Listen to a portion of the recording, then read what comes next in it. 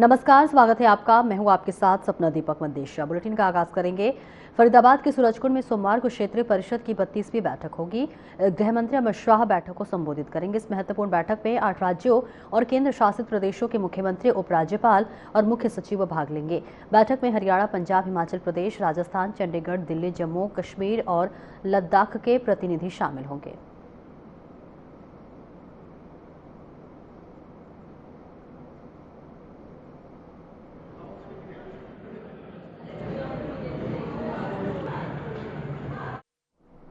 नालनौर की नई अनाज और सब्जी मंडी में आयोजित राज्य स्तरीय महाराजा शूरसैनी जयंती समारोह में हरियाणा के मुख्यमंत्री नायब सिंह सैनी ने शिरकत की। इस दौरान सीएम सैनी ने 83.5 करोड़ रुपए की लागत की 19 परियोजनाओं का उद्घाटन और शिलान्यास किया। इस मौके पर उन्होंने शहीद रावत तुलाराम की जयंती पर नसीबपुर स्थित शहीद स्मारक पर श्रद्धा सुमन अर्पित किए। आपको बता दें, मुख्यमंत्री नायब सिंह सैनी ने कहा कि महाराजा शूरसैनी महान धर्मगुरु और सम्राट थे, जिनकी कीर्ति समाज में संस्कारों की नींव रखने के रूप में जीवित रहती है। उन्होंने प्रदेश की जनता से संकल्प लिया कि सरकार सभी वर्गों के कल्याण के लिए काम करेगी और गरीबों का कल्याण उनकी प्राथमिकता है।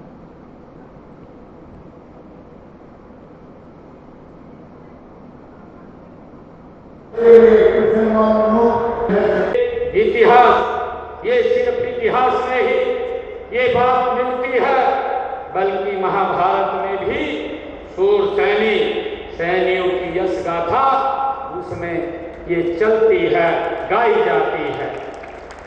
साथियों, महाराजा शूरसैनी जी की प्रेरणा और उनका त्याग, उनकी नीति निष्ठा हम सभी के लिए एक अमूल्य ये विरासत है। साथियों, आज हम उनकी जयंती मनाकर केवल उन्हें याद नहीं कर रहे, बल्कि उनके आदर्शों को अपने जीवन, समाज और प्रदेश के शासन में उतारने का हम संकल्प दोहरा रहे हैं। साथियों, हम सब जानते हैं कि महाराजा शूरसैनी जी, जिन्होंने केवल राज्य ही नहीं चलाया, बल्कि समाज में संस्कार और स्वाभिमान की नींव भी उन्होंने मजबूत रखी है। साथियों, महाराजा शूरसैनी केवल एक राजा, केवल एक सत्ता का प्रतीक नहीं, बल्कि न्याय, नीति और धर्म का वो केंद्र भी रहे हैं। साथियों, महाराजा शूरसैनी जी ने कहा है कि सच्चा राजा वह हो सकता है, वह नहीं जो युद्ध जीतता है। सच्चा राजा वह होता है जो जन जन जीतता है। सैनी समाज के एक प्रमुख भूमिका रही है, बड़ा योगदान रहा है। आजाद हिंद फौज में स्वतंत्रता सेनानी सरदार महेंद्र सिंह, सरदार अजय सिंह तथा हरि सिंह जैसे स्वतंत्रता सेनानी वो इसी समाज के ही दिए हुए हैं।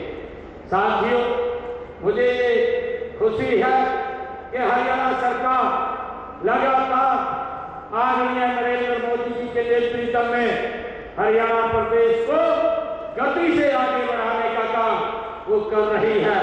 हमारे महापुरुषों को राज्य स्तर के ऊपर उनको याद किया जाए, उनको मनाया जाए।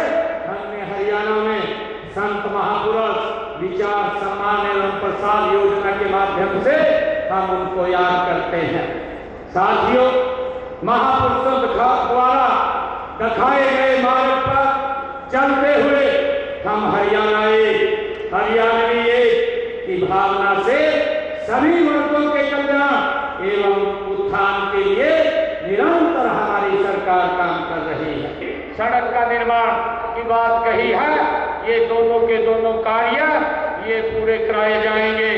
और विधायक जी ने कहा है कि ग्राम नागलकांठा, चिंदालिया, डोहर कला, अमरपुर 84 में स्प्रिंकल प्रणाली के माध्यम से सिंचाई सुविधा प्रदान की जाए और उसके लिए नहर जल का भंडारण किया जाए, उस टैंक का निर्माण किया जाए। कार्य को भी किया जाएगा, इसकी भी मैं घोषणा करता हूँ। नारनौल शहर में इन्होंने हुड्डा सेक्टर और आसपास के क्षेत्रों के आवासीय क्षेत्रों में वर्टिकल जल निकासी परियोजना के माध्यम से जल बढ़ाव क्षेत्र की भूमि के बारे में कहा है, इसका भी विकास किया जाएगा जो आदरणीय विधायक जी ने कहा है। और इसके ऊपर लगभग जो जितना पैसा खर्च होगा वो पैसा खर्च किया जाएगा।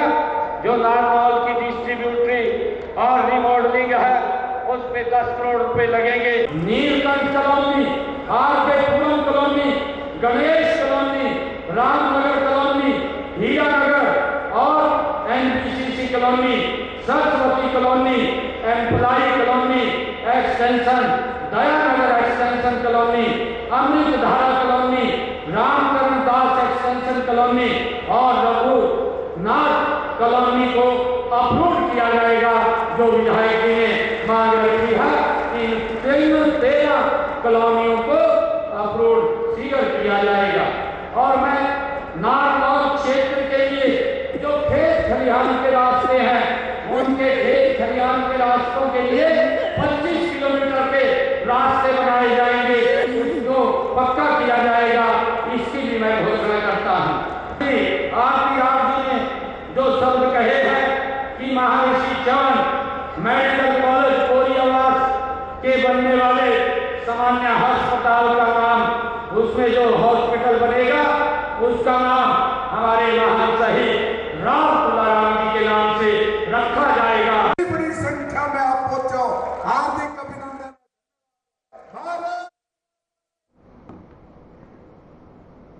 और आगे बढ़ेंगे। हरियाणा के ऊर्जा परिवहन एवं श्रम मंत्री अनिल विज ने अंबाला छावनी जीटी रोड पर शहीद स्मारक का निरीक्षण किया और इस दौरान आपको बता दें कि मंत्री ने विभागीय अधिकारियों और निर्माण एजेंसी स्टाफ से जानकारी ली। उन्होंने ऑडियो और वीडियो प्रेजेंटेशन देखी और इसके साथ ही गैलरी में ऊर्जा मंत्री अनिल विज ने 1857 की लड़ाई पर आधारित 360 डिग्री व्यू की वीडियो भी देखी और दिशा निर्देश दिए। उन्होंने अधिकारियों को जल्द से जल्द निर्माण कार्य को पूरा करने के लिए दिशा निर्देश भी दिए। इस अवसर पर बीजेपी नेता प्रवेश शर्मा, रवि बुद्धिराजा, बलित नागपाल, बलकेश वत्स के अलावा कई पदाधिकारी मौजूद रहे।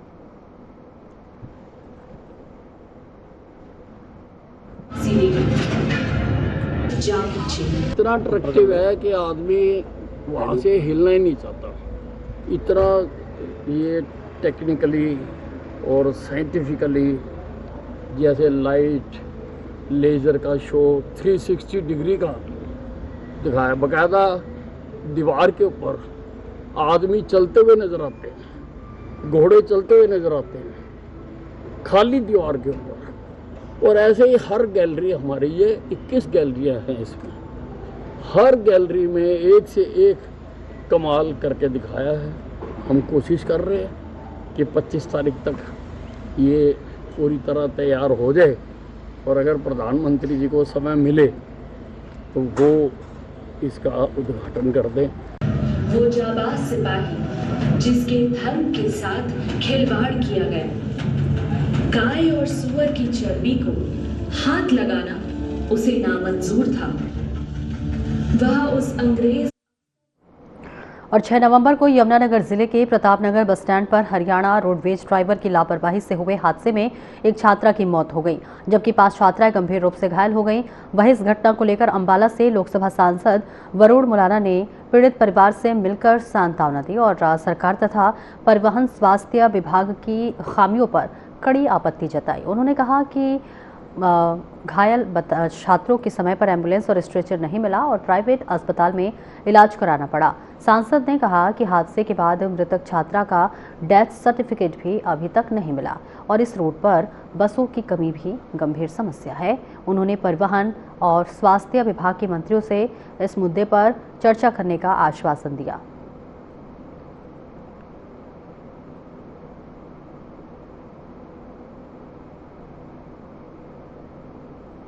एक बस हादसा हुआ था प्रतापनगर में, उसको लेके जो एक बच्ची हमारी कुटीपुर से पूरी हो गई थी,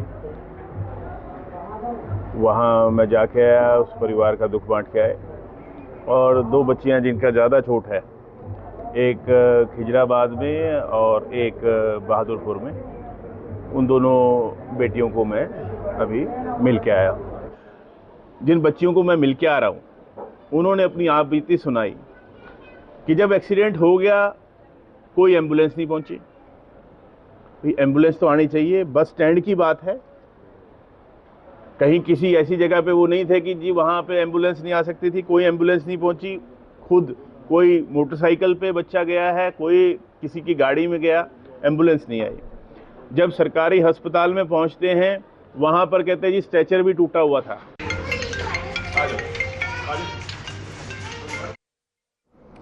फरीदाबाद से चली हिंद की चादर तीसरी शहीदी यात्रा के 350वें शहीदी दिवस के अवसर पर रेवाड़ी जिला में स्वागत किया गया। वहीं शहीदी यात्रा के साथ नगर कीर्तन भी निकाला गया, जिसमें श्रद्धालुओं ने पुष्प वर्षा कर यात्रा का अभिनंदन किया। रेवाड़ी शहर धार्मिक ध्वनियों से गूंजता उठा और वाहेगुरु जी का खालसा वाहेगुरु जी की फतेह के जयकारे लगाए गए। इस मौके पर यात्रा का स्वागत गुरुद्वारा प्रबंधन समिति बीजेपी जिलाध्यक्ष डॉक्टर वंदना पोपली और एसडीएम सुरेश कुमार ने किया।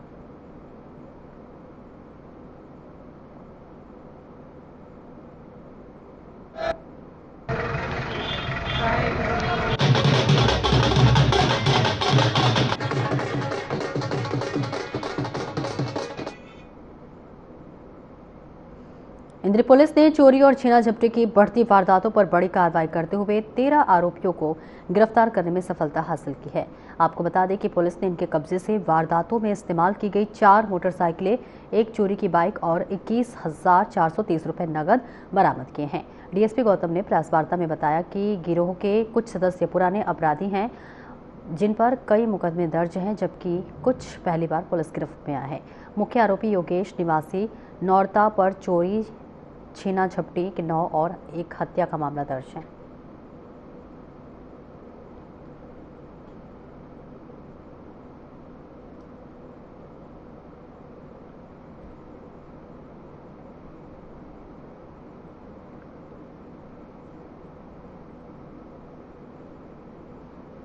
कुछ घीसरपड़ी के कुछ लोकल यहाँ के गुड़ा के आसपास जो हुडिया बनाने वाले शेख मुसलमान जो है, हमने लगभग 13 आदमियों को इनमें गिरफ्तार किया है। और जो 13/11 को 2 दिन पहले 3 दिन पहले ही मुनियारपुर गांव के एक व्यक्ति से 2500 रुपये और एक मोबाइल और ये छीने थे। हमने तुरंत जो है कार्रवाई करते हुए सीसीटीवी फुटेज की मदद ली और उसमें ये पहचाने गए।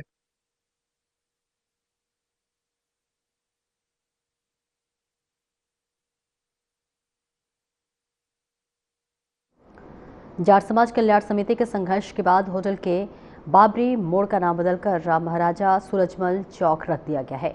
इस अवसर पर जाट समाज के लोगों ने महाराजा सूरजमल चौक पर हवन यज्ञ और भंडारे का आयोजन किया।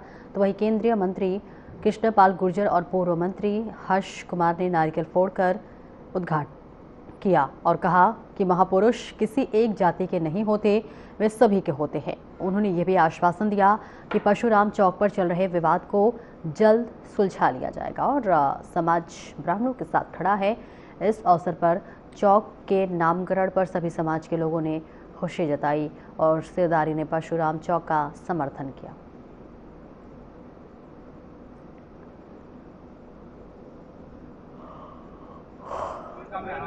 अच्छे काम के लिए अध्यात्म सारी सरदारी यहाँ इकट्ठी हुई है। एक महापुरुष के नाम पर चौक का नामकरण हो, इससे अच्छी कोई बात हो नहीं सकती। भाई हर्ष जी ने दूसरे चौक के बारे में जो काम सरदारी को सौंपा है, क्योंकि विवादों से बचना चाहिए और इसका कोई सबको सुहाता हुआ कोई हल निकालना चाहिए।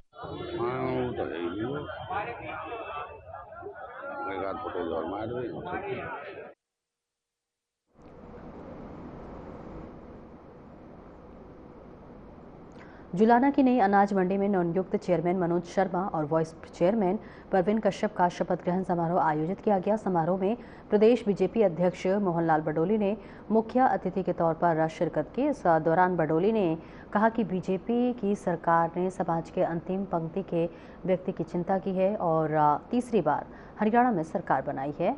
उन्होंने बताया कि राज्य में 116 मार्केट कमेटियों के सभी चेयरमैन और वाइस चेयरमैन नियुक्त किए गए हैं और वही बडोली ने दोनों नेताओं को पदभार संभालने की शुभकामनाएं दी और बीजेपी के कार्यकर्ताओं को सम्मान मिलने की बात की।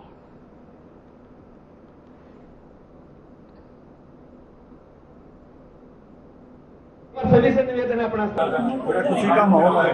देखिए हमारे जितने भी हम चेयरमैन थे सभी जगह जो है अपनी खुशी को धारण कर रहे हैं और आज हम सबको आशीर्वाद मिला माननीय प्रदेश अध्यक्ष मोहनलाल बडोली जी का, भाई मनोज शर्मा जी और हमारे वाइस चेयरमैन जी को खुशी पे धारण किया गया और एक बड़ा भव्य कार्यक्रम जिसमें आप देखेंगे सबसे अपनी प्रेरणा से किसानों का बड़ा जमावड़ा है। मार्केटिंग कमेटी के चेयरमैन, वाइस चेयरमैन और मेंबर का शपथ ग्रहण और पद ग्रहण समारोह, जिसको लेकर के आज जुलाना के अंदर मनोज शर्मा मीनू भाई चेयरमैन के पद पर नियुक्त हुए और परवीन कश्यप, परवीन कुमार वाइस चेयरमैन, दोनों को आज के मुख्य अतिथि प्रदेश अध्यक्ष भाजपा श्री मोहनलाल बडोली जी आए और उन्होंने सभी को संबोधित किया। साथ के साथ दोनों वाइस चेयरमैन और वाइस चेयरमैन को उनकी कुर्सी पर बिठा करके उनको अपना शुभ आशीर्वाद दिया। हरियाणा की यशस्वी मुख्यमंत्री आदरणीय नायब सिंह सैनी जी का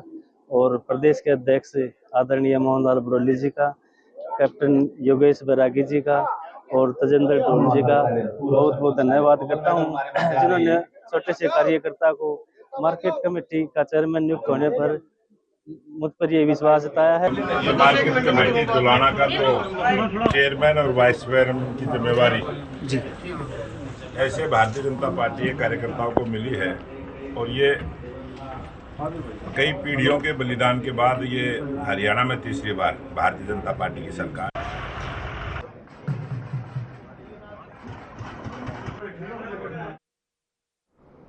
हरियाणा के कैबिनेट मंत्री विपुल गोयल ने सिरसा में अग्रवाल सेवा सदन और शिवपुरी का लोकार्पण किया, जहां इस अवसर पर उन्होंने अग्रवाल समाज की सामाजिक सेवा को सराहा और 21 लाख रुपए का अनुदान देने की घोषणा की। साथ ही इस दौरान उन्होंने कहा कि गोपाल कांडा और गोविंद कांडा के प्रयासों से ये सेवा सदन समाज की सेवा में एक महत्वपूर्ण कदम साबित होगा। साथ ही इस अवसर पर विपुल गोयल ने बिहार चुनाव में बीजेपी की जीत पर बयान देते हुए कहा है कि बिहार में जंगल राज की सोच का खात्मा हुआ है और जनता ने पीएम मोदी की नीतियों को समर्थन दिया है। साथ ही राहुल गांधी के वोट चोरी के आरोपों पर तंज कसते हुए उन्हें जो है मस्खरा और बचकना व्यक्ति बताया।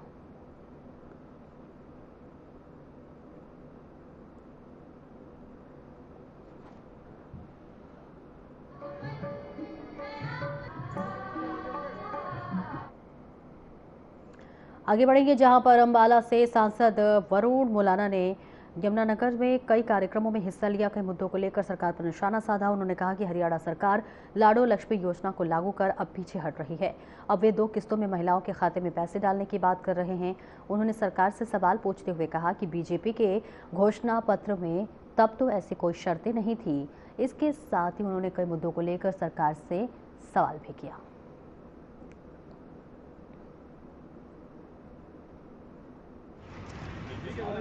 ये तो जग जाहिर है, सब जानते हैं और ऐसा पहली बार नहीं हुआ, ऐसा होता रहता है और जिनको भी वो आज तक सस्पेंड करते हैं वो कोर्ट से जो है वो बहाल हो जाते हैं। तो देखिए, जहां गलती है वहां कार्यवाही भी होनी चाहिए, लेकिन जो एक संजीदगी है वो भी बना के रखनी चाहिए। देखिए, सरकार विफल है, ना यहाँ कानून व्यवस्था संभल पा रही है और जैसे आपने ये बताया शेलर वाली बात है, भी साल दर साल यही हाल है। परचेज पॉलिसी तक इनसे नहीं बनती, आखिरी समय में परचेज पॉलिसी बनती है, फिर किसान परेशान हुए घूमते हैं। भी कोई इंक्वायरी हो, पहले भी कई सारे इस तरह के मामले सामने आए, भी क्या किसके खिलाफ एक्शन हुआ है।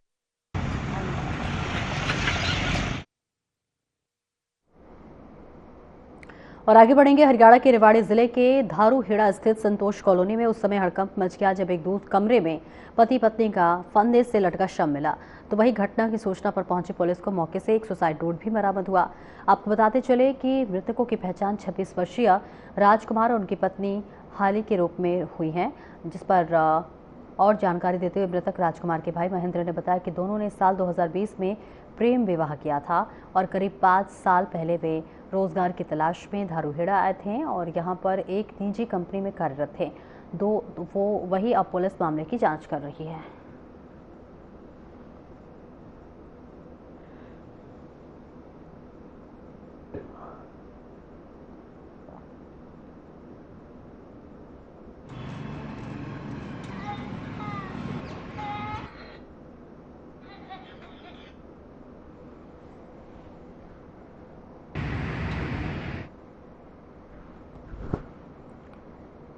और दिल्ली ब्लास्ट में इस्तेमाल की गई i-20 कार का एक और सीसीटीवी फुटेज सामने आया है, जिसमें उस कार को अल-फलाह यूनिवर्सिटी के कैंपस में देखी गई है। सीसीटीवी फुटेज 30 अक्टूबर का बताया जा रहा है।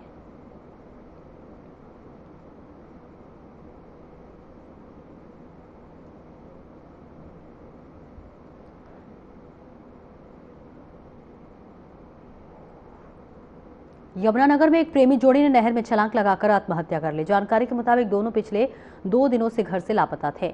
तो वही घटना की सूचना मिलते ही पुलिस भी मौके पर पहुंची और गोताखोरों की मदद से शव को बाहर निकाला गया, जिस पर और जानकारी देते हुए गोताखोर अमन ने बताया कि हमें सूचना मिली थी कि लड़का और लड़की ने नहर में छलांग लगा दी है, जिसके बाद हम मौके पर पहुंचे और दोनों के शव को बाहर निकाला गया।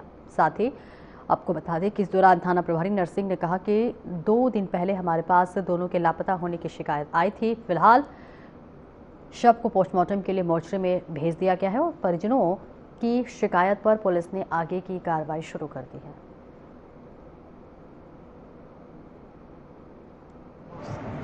हमें परसों शाम को सूचना मिली थी कि एक लड़का और लड़की जो है कि गायब हो रहे हैं और उनकी मोटरसाइकिल मिली थी। और आज हमें सूचना मिली कि यहाँ बेगमपुर पावर हाउस है, वहाँ एक लड़का और लड़के की डेड बॉडी मिली है। जो लड़की महक है, गांव डाकवाड़ा, उम्र करीब 23-24 साल, और लड़का शुभम जो अर्जुन माजरे का रहने वाला है, वो भी करीब 23-24 साल का है, जिनकी दोनों की डेड बॉडी मिली है। और डेड बॉडी पोस्टमार्टम के लिए सिविल हॉस्पिटल में रखवा दिया। आगामी कार्रवाई की जा रही है।